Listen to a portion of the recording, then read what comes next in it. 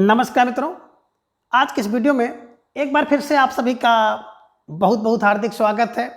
हम आशा करते हैं कि आप सभी स्वस्थ होंगे, मस्त होंगे और पूरी तरह से अपनी तैयारी में व्यस्त होंगे। तो मित्रों, आज के इस वीडियो में हम आधुनिक काल के अंतर्गत छायावाद उत्तर भाग 2 से कुछ महत्वपूर्ण और संभावित प्रश्नों को व्याख्यात्मक तरीके से हल करेंगे और इसके साथ ही इन्हें ट्रिक की सहायता से याद करने का भी प्रयास करेंगे।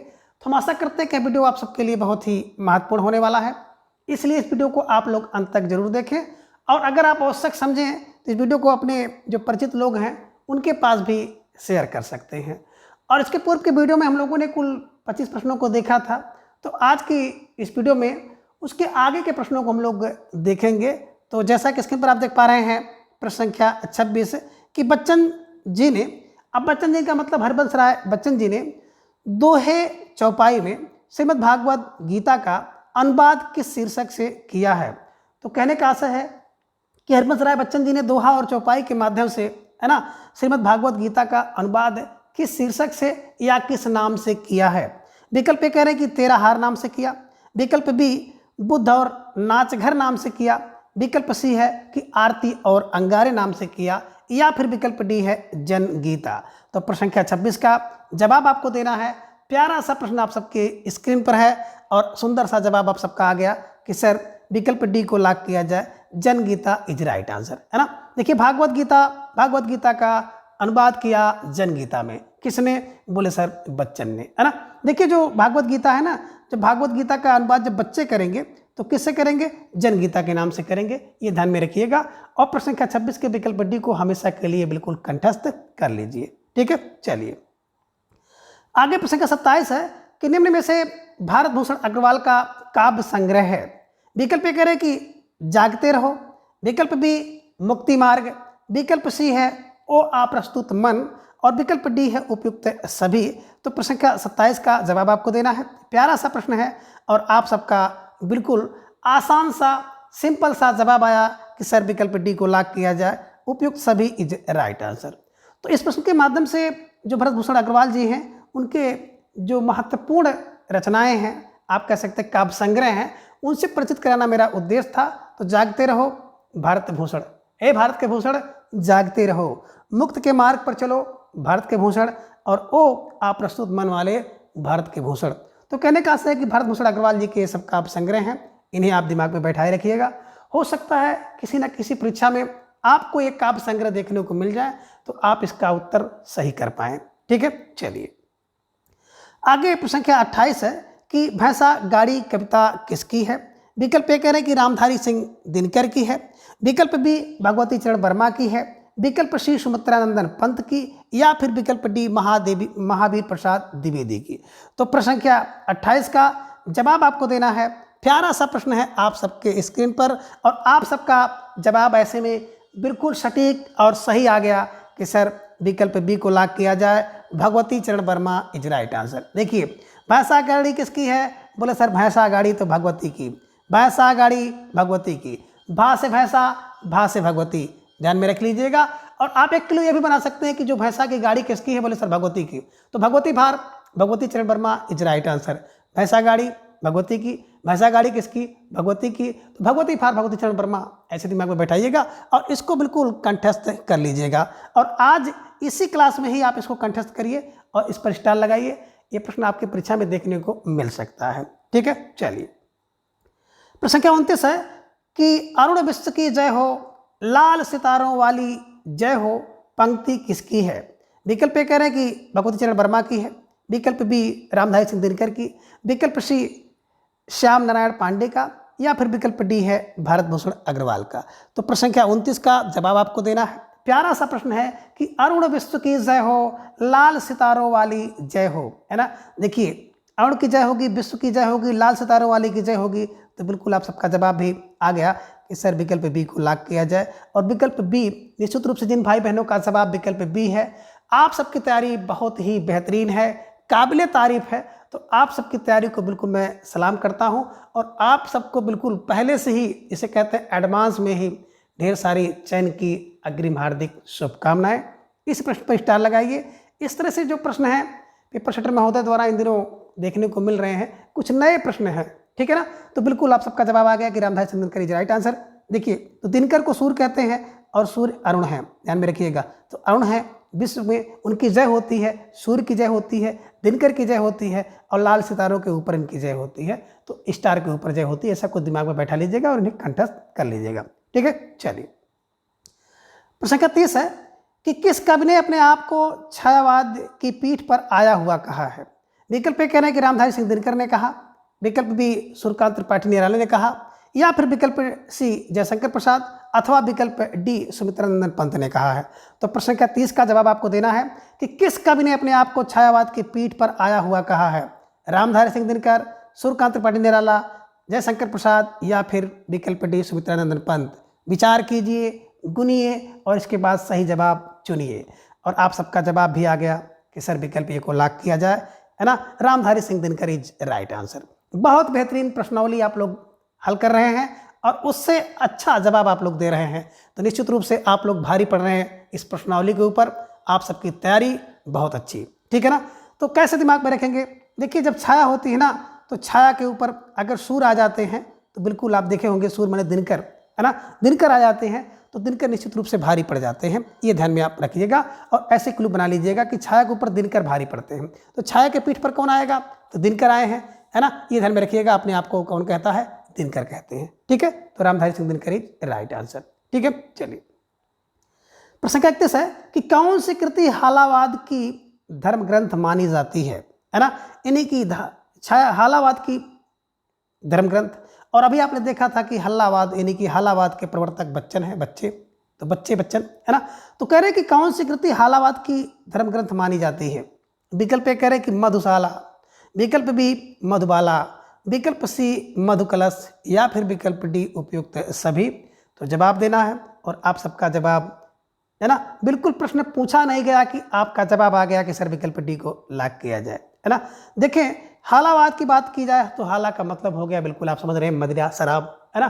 तो हालावाद में जितने भी मधु, जिनमें जिन भी रचनाओं में मधु लगी है, बच्चन जी की जितनी रचनाओं में मधु लगी है, सारी रचनाएं बिल्कुल हालावाद की धर्म ग्रंथ मानी जाती हैं। मधुशाला, मधुबाला, मधु कलश, है ना, ये ध्यान में रखिएगा। जिनमें मधु है वो हालावाद की धर्म ग्रंथ है। तो हालावाद की जो धर्म ग्रंथ होती है बिल्कुल मधु होती है, ठीक है ना। ऐसे दिमाग में बैठा लीजिएगा। प्रश्न संख्या 32 है कि हल्दी घाटी एवं जौहर महाकाव्य किसका है। विकल्प ए कह रहे सुभद्रा कुमारी चौहान का है, विकल्प बी मीराबाई का है, विकल्प सी श्याम नारायण पांडे का, या फिर विकल्प डी है रामधारी सिंह दिनकर का। तो प्रश्न संख्या 32 का जवाब आपको देना है। प्यारा सा प्रश्न है कि हल्दी घाटी एवं जौहर महाकाव्य किसका है, और आप सबका जवाब आ गया कि सर विकल्प सी को लॉक किया जाए, Shyam Narayan Pandey is right answer, है ना। प्यारा सा जवाब सुंदर तरीके से बिल्कुल स्क्रीन पर आया और पूरा कमेंट बॉक्स ही भर गया। तो बहुत अच्छी तैयारी, बहुत बेहतरीन तैयारी, है ना। तो बिल्कुल Shyam Narayan Pandey is right answer. कैसे दिमाग पर रखेंगे, तो देखिए जब हल्दी घाटी होती है ना, तो हल्दी घाटी में श्याम नारायण आ जाते हैं, श्याम नारायण, है ना। और जौहर करते हैं तो भैया कोई व्यक्ति जौहर करता है ना, श्याम नारायण का नाम लेकर जौहर कर लेता है। तो जौहर श्याम नारायण, जौहर श्याम नारायण और हल्दी घाटी श्याम नारायण। और आप एक क्लू ये भी बना सकते हैं कि हल्दी घाटी में जौहर दिखाने के लिए बिल्कुल श्याम नारायण को याद करो। तो हल्दी घाटी में जौहर दिखाने के लिए श्याम नारायण को याद करो, या श्याम नारायण का नाम लेकर के हल्दी घाटी में जौहर दिखाओ। तो जैसे भी, जिस भी तरह से आपके दिमाग में बैठ जाए, बैठाइए, कंठस्थ कीजिए और बिल्कुल परीक्षा में इसका उत्तर सही बनाइए, ठीक है। तो बिल्कुल आप इष्ट पे स्टार लगा लीजिएगा। हो सकता है ये प्रश्न आपकी परीक्षा में किसी न किसी रूप से देखने को मिल जाए। आगे प्रश्न संख्या 33 है कि श्याम नारायण पांडे की किस कृति पर देव पुरस्कार मिला है। वेरी वेरी मोस्ट इंपॉर्टेंट प्रश्न। अब इस प्रश्न पर डबल स्टार लगा लीजिए और इस प्रश्न को बिल्कुल अपनी जो नोटबुक है ना, उस नोटबुक के कहीं कोने पर जरूर एंट्री कर लीजिए कि परीक्षा में छपने वाला प्रश्न है। क्या है कि श्याम नारायण पांडे की किस कृति पर देव पुरस्कार मिला है। विकल्प ए कह रहे हैं कि जौहर पर मिला, विकल्प बी हल्दी घाटी पर मिला, विकल्प सी त्रेता के दो वीर पर मिला, या फिर विकल्प डी है जय हनुमान, है ना। सारी रचनाएं किसकी हैं, बिल्कुल श्याम नारायण पांडे की हैं। तो पहले तो रचना कंठस्थ करिए कि जौहर हल्दी घाटी में श्याम नारायण दिखाते हैं और त्रेता के वीर कौन है, जय हनुमान है, श्याम नारायण। तो ये ध्यान में रखिएगा, त्रेता के वीर श्याम नारायण, जय हनुमान, श्याम नारायण ध्यान में रखिएगा, पांडे जी की रचना है। और कह रहे किस पर देव पुरस्कार मिला, तो प्रश्न संख्या 33 का जवाब आपको देना है। और अब प्रश्न यहाँ पे महत्वपूर्ण हो गया कि देव पुरस्कार किसको मिला, और आप सबकी जो जवाब है बिल्कुल आ गया कि सर विकल्प बी को लॉक किया जाए, Haldi Ghati is right answer, है ना। देखिए जब कोई व्यक्ति हल्दी घाटी में क्या करेगा, है ना, बिल्कुल जाएगा, अपना कीर्ति फैलाएगा, तो निश्चित रूप से देव उसको प्रसाद देंगे, ये ध्यान में रखिएगा। तो हल्दी घाटी का प्रसाद मिलता है, हल्दी घाटी पर प्रसाद मिलता है, प्रसाद मिलता है, कौन देते हैं, बोले देव। तो हल्दी घाटी में पुरस्कार मिलता है, देव पुरस्कार ध्यान में रख लीजिएगा, किसको मिला, श्याम नारायण पांडे जी को मिला है, ये ध्यान में रखिएगा। ठीक है, चलिए प्रश्न संख्या 34 है कि त्रेता के दो वीर का परिवर्तित संस्करण है, किस नाम से है। विकल्प कह रहे कि हल्दी घाटी के नाम से है, विकल्प बी की बात करते हैं तो तुमुल नाम से है, विकल्प सी जय हनुमान, या फिर विकल्प डी है आरती नाम से। तो निश्चित रूप से आप सबका जो जवाब है सोच समझकर आना चाहिए, नहीं तो बना बनाया प्रश्न भी गलत हो सकता है कि बिल्कुल, है ना।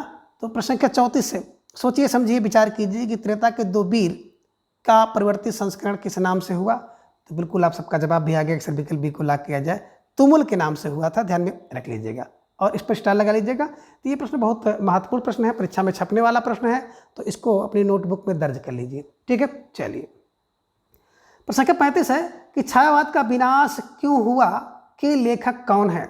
यानी कि छायावाद का विनाश शीर्षक से, है ना, बिल्कुल लिखने वाला जो लेखक कौन है। विकल्प कह रहे कि लालचंद जोशी हैं, विकल्प बी जयशंकर प्रसाद हैं, विकल्प सी रामविलास शर्मा, या फिर विकल्प डी अगेय हैं। तो प्रश्न संख्या 35 का जवाब आपको देना है। प्यारा सा प्रश्न है आप सबके स्क्रीन पर और आप सबके जवाब की प्रतीक्षा में, और आप सबका जवाब बहुत बेहतरीन आया कि सर विकल्प ए को लॉक किया जाए, इलाजचंद जोशी इज राइट आंसर, है ना। देखिए जब किसी व्यक्ति का विनाश कब होगा, जब उसका सही से इलाज नहीं होगा। अब सही से इलाज नहीं होना तो भैया क्या होगा, तो विनाश तो होगा ही। तो सही से इलाज ना होने के कारण छायावाद का विनाश हुआ। छायावाद का विनाश क्यों हुआ, बोले सर छायावाद का विनाश इलाज ना होने के कारण हुआ। अब इलाज का मतलब हो गया इलाजचंद जोशी इसके लेखक हैं, ये ध्यान में रखिएगा और बिल्कुल इसको कंठस्थ कर लीजिएगा। और मित्रों मेरे द्वारा प्रत्येक दिन सुबह 7 बजे टॉपिक को वाइज प्रश्नोत्तरी, और प्रत्येक दिन सुबह, प्रत्येक रविवार को सुबह 7 बजे आप सबके लिए टीजीटी पीजीटी हिंदी के पाठ्यक्रम पर आधारित 125 महत्वपूर्ण प्रश्न कराए जाते हैं। तो ढेर सारे भाई बहन प्रत्येक दिन जुड़ करके अपनी तैयारी को जांच परख और मजबूत कर रहे हैं। तो आप सबसे भी आग्रह है कि समय से जुड़िए और अपनी तैयारी को जांचिए परखिए मजबूत करिए। ठीक है, चलिए आगे प्रश्न संख्या 36 है कि नागार्जुन का वास्तविक नाम क्या है। विकल्प ए कह रहे कि यात्री नाम है, विकल्प बी बाबा, विकल्प सी बैद्यनाथ, या फिर विकल्प डी है बैजनाथ। तो प्रश्न संख्या 36 का जवाब आपको देना है। प्यारा सा प्रश्न है आप सबके स्क्रीन पर, लेकिन निश्चित रूप से ये प्रश्न बिल्कुल छल करने वाला है, आप सबको भटकाने वाला है, और आप सबका जवाब भी सही आ गया कि सर विकल्प सी को लॉक किया जाए, बैद्यनाथ इज राइट आंसर, है ना। तो जिन भाई बहनों का जवाब विकल्प सी है निश्चित रूप से आप सबकी तैयारी बहुत ही बेहतरीन है। ठीक है, चलिए प्रश्न संख्या 37 है कि दुख सबको मांझता है पंक्ति किसकी है। विकल्प ये कह रहे हैं कि आगे की है, विकल्प बी पंत की है, विकल्प सी दिनकर की, या फिर विकल्प डी महादेवी वर्मा की। तो प्रश्न संख्या 37 का जवाब आपको देना है कि दुख सबको मांझता है ना, और आप सबका जवाब आ गया कि विकल्प ए को लॉक किया जाए आगे, है ना। अब दुख सबको मांझता है कि नहीं मांझता है, तो भैया आगे है, आगे है कि दुख सबको मांझता है या नहीं मांझता है, ये तो आगे है। तो आगे फॉर आगे जी की पंक्ति है, ध्यान में रखिएगा। प्रश्न संख्या 38 है कि तार सप्तक के कवियों को किसने राहों का अन्वेषी कहा है ना। यानी कि जो तार सप्तक के कवि हैं उनको किसने राहों का अन्वेषी कहा है। विकल्प ए कह रहे कि रांगे राघव ने कहा, विकल्प बी आगे ने कहा, विकल्प सी रामविलास शर्मा ने कहा, या फिर विकल्प डी है डॉक्टर नागेंद्र ने। तो प्रश्न संख्या 38 का जवाब आपको देना है, और प्यारा सा प्रश्न है और आप सबका जवाब भी धीरे धीरे आ गया कि सर विकल्प बी को लॉक किया जाए, है ना। अब तारों जो तार सप्तक के कवि हैं, है ना, इनको कहना है कि राहों का अन्वेषी कौन कह सकता है। तो राहों का अन्वेषी कौन कहेगा, जो आगे है। तो आगे है भैया, है ना, पता नहीं कौन कह सकता है, ध्यान में रखिएगा। तो आगे इज राइट आंसर। ठीक है, चलिए प्रश्न संख्या 39 है कि नई कविता के संपादक कौन हैं। विकल्प कह रहे कि जगदीश गुप्त हैं, विकल्प बी रामस्वरूप चतुर्वेदी हैं, और विकल्प सी ए और बी दोनों हैं, विकल्प डी कह रहे हैं कि लक्ष्मीकांत वर्मा है। तो प्रश्न संख्या 39 का जवाब आपको देना है कि नई कविता के संपादक कौन हैं, और आप सबका जवाब भी आ गया सर विकल्प सी को लॉक किया जाए, ए और बी इज राइट आंसर, है ना। जो नई कविता है ना, जगदीश और स्वरूप, जगदीश और राम स्वरूप, ध्यान में रखिएगा। तो जगदीश और रामस्वरूप। नई कविता में कौन? बोले नई कविता में तो एक तो जगदीश है और दूसरा रामस्वरूप है। जगदीश ही राम का स्वरूप है, इस ध्यान में रखिएगा और इसे कंठस्थ कर लीजिएगा। ठीक है, चलिए आगे प्रश्न संख्या 40 है, कविता के नए प्रतिमान के लेखक कौन है? विकल्प ये कह रहे हैं कि लक्ष्मीकांत वर्मा है, विकल्प बी नामवर सिंह है, विकल्प सी अगे है या फिर विकल्प डी शमशेर बहादुर सिंह है। तो प्रश्न संख्या 40 का जवाब आपको देना है। सोचिए, समझिए, विचार कीजिए और इसके बाद प्रश्न संख्या 40 का आप जवाब दीजिए कि कविता के नए प्रतिमान के लेखक कौन है। और आप सबका जवाब आ गया कि सर विकल्प बी को लॉक किया जाए, Namvar Singh is right answer. देखिए, जब भी आप जाए कविता के नए प्रतिमान ध्यान में रखिएगा, नए प्रतिमान होंगे तो नए प्रतिमान से क्या होता है? नामवर हो जाता है व्यक्ति। आप अगर कोई नया प्रतिमान बना लिए, है ना, नया प्रतिमान, नया कुछ चिन्ह बना लिए तो आप नामवर हो जाएंगे। तो नए प्रतिमान बना करके व्यक्ति क्या होता है? नामवर हो जाता है। तो नए प्रतिमान बनाकर व्यक्ति नामवर होता है, ध्यान में रख लीजिएगा और इसे बिल्कुल एज इट इज कंठस्थ कर लीजिएगा कि नया प्रतिमान बना के व्यक्ति नामवर हो गया, नया प्रतिमान बना के व्यक्ति नामवर हो गया, है ना। तो वेरी वेरी मोस्ट इंपॉर्टेंट प्रश्न है, इस पर आप ट्रिपल स्टार लगाइए और अपनी जो नोटबुक है उस नोटबुक के कोने में दर्ज कर लीजिए कि नए प्रतिमान बनाकर व्यक्ति नामवर हो गया, नए प्रतिमान बनाकर व्यक्ति नामवर हो गया, ये कंठस्थ कर लीजिए। ठीक है, चलिए आगे प्रश्न 41 है कि नई कविता के प्रतिमान के लेखक कौन हैं? विकल्प ये कह रहे हैं कि लक्ष्मीकांत वर्मा है, विकल्प बी नामवर सिंह है, विकल्प सी अगे हैं या फिर विकल्प डी गिरिजा कुमार माथुर हैं। तो प्रश्न संख्या 41 का जवाब आपको देना है कि नई कविता के प्रतिमान के लेखक कौन है। और अभी आपने देखा था कि कविता के नए प्रतिमान, तो नए प्रतिमान से व्यक्ति नामवर होता है और नई कविता, है ना भैया, नई कविता तो लक्ष्मी, है ना, नई कविता तो लक्ष्मी है और नए प्रतिमान से व्यक्ति नामवर होता है। ध्यान में रखिएगा, नई कविता नई लक्ष्मी, नई कविता और नई लक्ष्मी की बात होती है ना। अगर आपको नई कविता मिल जाए तो क्या बात है, नई लक्ष्मी मिल जाए तो क्या बात है। तो नई कविता नई लक्ष्मी, नई कविता नई लक्ष्मी को जोड़ लीजिएगा और इसे हमेशा के लिए कंठस्थ कर लीजिएगा। आज के बाद आई थिंक कि आप सबका जो कन्फ्यूजन था एक ख़त्म हो गया होगा और इस तरह की ढेर सारी ट्रिक के लिए आप चैनल पर जाएं, टीजीटी या पीजीटी की जो प्लेलिस्ट को ओपन कर लें। संपूर्ण टीजीटी पीजीटी की जो पाठ्यक्रम है बिल्कुल ट्रिकी तरीके से विस्तृत रूप से मेरे द्वारा बहुत पहले ही अपलोड किया जा चुका है, तो आप सब जा करके उससे अपनी तैयारी को मजबूत कर सकते हैं। तो फिलहाल प्रश्न संख्या 41 का आपने जवाब दिया कि नई कविता और नई लक्ष्मी, नई कविता नई लक्ष्मी, ध्यान में रख लीजिएगा।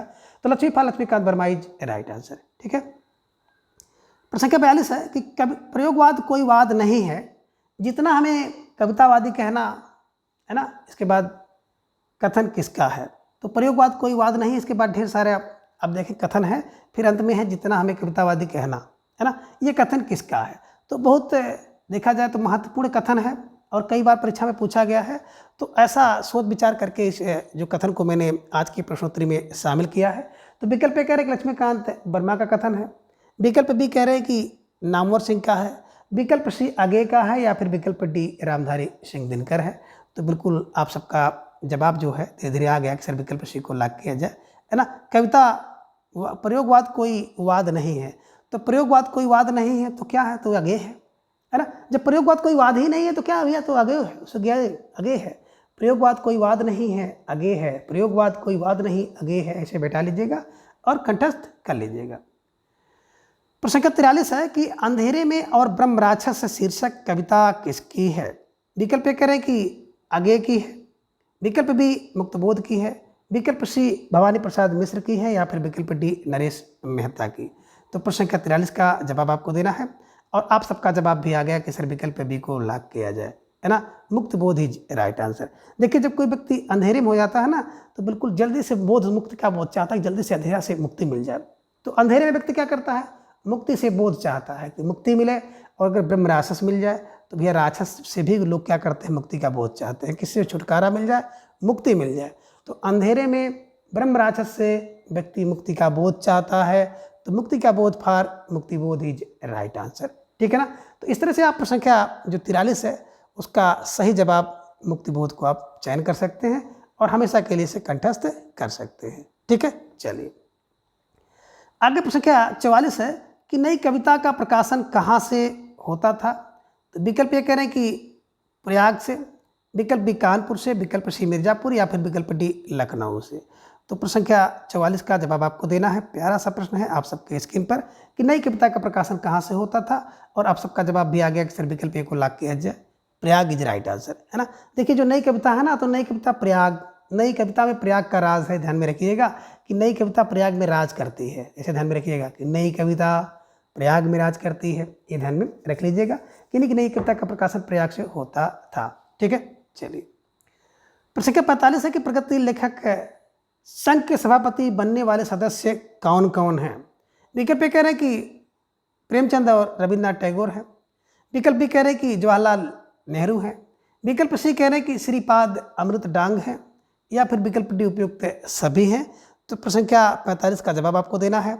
सोचिए समझिए विचार कीजिए, उसके बाद इसका जवाब दीजिए कि कौन सा विकल्प सही होगा कि प्रगतिशील लेखक संघ के सभापति बनने वाले सदस्य कौन हैं। और आप सबका जवाब आ गया कि सर विकल्प डी को लॉक किया जाए, उपयुक्त सभी इज राइट आंसर। तो बिल्कुल आप सबका जवाब सही है। देखिए जो प्रगतिशील लेखक संघ का संगठन हुआ था ना, तो पहले तो सभापति जो लखनऊ में अधिवेशन हुआ उसके मुंशी प्रेमचंद थे, दूसरे अधिवेशन के रविन्द्रनाथ टैगोर थे, जवाहरलाल नेहरू जी भी सभापति थे, ध्यान में रखिएगा, और श्रीपाद अमृत डांग भी थे। इन्हीं की उपयुक्त सभी इज राइट आंसर, ये ध्यान में रखिएगा। ठीक है, कहीं आपको दिखाई देता है तो निश्चित रूप से इन सबको सही करिएगा कि ये सब सभापति रह चुके हैं। ठीक है, चलिए आगे प्रश्न संख्या 46 है कि धूप में जगरूप सुंदर शीर्षक कविता किसकी है। कि धूप में जगरूप सुंदर कविता शीर्षक कविता किसकी है। विकल्प कह रहे केदारनाथ अग्रवाल का है, विकल्प बी त्रिलोचन का, विकल्प सी नरेश मेहता, या फिर विकल्प डी है गिरजा कुमार माथुर का। तो प्रश्न संख्या 46 का जवाब आपको देना है। प्यारा सा प्रश्न है और आप सबका जवाब भी धीरे धीरे आ गया कि सर विकल्प बी को लॉक किया जाए, त्रिलोचन इज राइट आंसर, है ना। देखिए जब धूप में जग रूप सुंदर लगता है ना, किसको सुंदर रूप लगेगा, धूप में जग रूप सुंदर लगेगा तो किसको लगेगा, लोचन से देखोगे तब, लोचन से, धूप में जगरूप सुंदर लोचन से, अगर लोचन होगा तभी तो आप देख सकते हैं। तो लोचन फार त्रिलोचन, ध्यान में रखिए, अगर 3 लोचन से देखोगे तो धूप में जगरूप बड़ा सुंदर दिखाई देगा, 3 लोचन से देखेंगे तो धूप में जगरूप बड़ा सुंदर दिखाई देगा, ये ध्यान में रखिएगा। और इसे बिल्कुल इसी तरह से कंठस्थ कर लीजिएगा। तो जो भाई बहन बिल्कुल सुबह से मेरे साथ जुड़े हुए हैं, निश्चित रूप से आप सब बधाई के पात्र हैं और आप लोग बहुत सक्रिय होकर के प्रश्नोत्तरी में बने हुए हैं, इसके लिए बहुत बहुत धन्यवाद। ठीक है, चलिए प्रश्न संख्या 47 है कवियों का कवि किसे कहा जाता है। विकल्प ए कह रहे कि शमशेर बहादुर सिंह को, विकल्प बी अगेय को, विकल्प सी गिरजा कुमार माथुर को, या फिर विकल्प डी है केदारनाथ सिंह को। तो प्रश्न संख्या 47 का जवाब आपको देना है, कवियों का कवि, है ना। और आप सबका जवाब भी आ गया कि सर विकल्प ए को लॉक किया जाए, Shamsher Bahadur Singh is right answer. देखिए जो कवियों का कवि होगा ना, वो क्या होगा, एक तो शेर होगा, बहादुर होगा और सिंह होगा। शेर होगा, बहादुर होगा और सिंह होगा, तभी तो उसे कवियों का कवि कहा जाएगा, ये ध्यान में रखिएगा। तो जो कवियों का कवि है ना, वो शेर बहादुर सिंह है, ध्यान में रखिएगा, शमशेर भी है, बहादुर भी है, सिंह भी है। ठीक है ना। तो निश्चित रूप से प्रश्न संख्या 47 का विकल्प ए इज राइट आंसर। प्रश्न संख्या 48 है कि निजता की सुरक्षा के प्रतिनिधि कवि कौन है। विकल्प ए कह रहे कि नरेश मेहता हैं, विकल्प बी केदारनाथ सिंह हैं, विकल्प सी अगेय हैं, या फिर विकल्प डी शमशेर बहादुर सिंह हैं। तो प्रश्न संख्या 48 का जवाब आपको देना है कि निजता की सुरक्षा के प्रतिनिधि कवि कौन हैं, और आप सबका जवाब भी आ गया कि सर विकल्प सी को लॉक किया जाए, अगेय इज राइट आंसर। देखिए जो निजता की सुरक्षा कौन कर सकता है, बोले भैया निजता की सुरक्षा तो अगेय है ना, अगेय, आगे फार अगेय जी को बैठा लीजिएगा। ठीक है, चलिए प्रश्न संख्या 49 है कि इंद्रिकता कवि कौन कहे जाते हैं, यानी कि इंद्रिकता के कवि किसे कहा जाता है। विकल्प ए कह रहे गिरजा कुमार माथुर को, विकल्प बी केदारनाथ अग्रवाल को, विकल्प सी शमशेर बहादुर सिंह को, या फिर विकल्प डी है अगेय को। तो प्रश्न संख्या 49 का जवाब आपको देना है। प्यारा सा प्रश्न है कि इंद्रिकता का कवि किसे कहा जाता है, या आप कह सकते हैं इंद्री के कवि किसे कहते हैं। तो बिल्कुल आप सबका जवाब भी तेजी से आ गया कि सर विकल्प ए को लॉक किया जाए, Girija Kumar Mathur is right answer, है ना। तो देखिए, है ना, इंद्रिय से व्यक्ति क्या होता है, बिल्कुल माथुर हो जाता है, माथुर, इंद्रिकता माथुर, माथुर, है ना। कोई व्यक्ति जब माथुर होता है ना तो इंद्रिय से माथुर होता है, माथुर, माथुर ध्यान में रखिएगा, माथुर फार माथुर, है ना, ये ध्यान में रखिएगा। प्रश्न संख्या 50 है कि किस कवि की कविता को इस्पाती दस्तावेज कहा जाता है। विकल्प ए कह रहे हैं कि रघुवीर सहाय को, विकल्प बी श्रीकांत वर्मा को, विकल्प सी मुक्तबोध को, या फिर विकल्प डी है अगेय को। तो प्रश्न संख्या 50 का जवाब आपको देना है कि किस कवि की कविता को इस्पाती दस्तावेज कहा जाता है। और आप सबका जवाब भी आ गया कि सर विकल्प सी को लॉक किया जाए, मुक्तिबोध इज राइट आंसर, है ना। जिस कविता की, है ना, जिस कवि की कविता क्या करती है, मुक्ति का बोध दिला दे, वही इस्पाती है। मुक्ति का बोध जो दिला दे वही इस्पाती है, ये ध्यान में रखिएगा। तो इस्पाती दस्तावेज क्या करता है, बोले सर इस्पाती दस्तावेज जो होता है ना, तो इस्पाती दस्तावेज मुक्ति दिलाता है, इस्पाती दस्तावेज मुक्ति दिलाता है। तो मुक्ति for Muktibodh is right answer, इसे ध्यान में रखिएगा और बिल्कुल इसे कंठस्थ कर लीजिएगा। और हो सके तो उसको जो आपकी नोटबुक है ना, तो उस नोटबुक में दर्ज कर लीजिएगा। तो मित्रों आज की इस वीडियो में बस इतना। अगले वीडियो में हम इसके अगले भाग को जानेंगे और प्रत्येक दिन सुबह 7 बजे आप मेरे साथ टॉपिक वार प्रश्नोत्तरी के लिए जुड़ें। और प्रत्येक रविवार को सुबह 7 बजे 125 टीजीटी पीजीटी हिंदी के पाठ्यक्रम पर आधारित प्रश्नोत्तरी के लिए भी आप लोग मेरे साथ जुड़ें, जांचें परखें अपने और अपनी तैयारी को मजबूत करें। तो धन्यवाद, नमस्कार।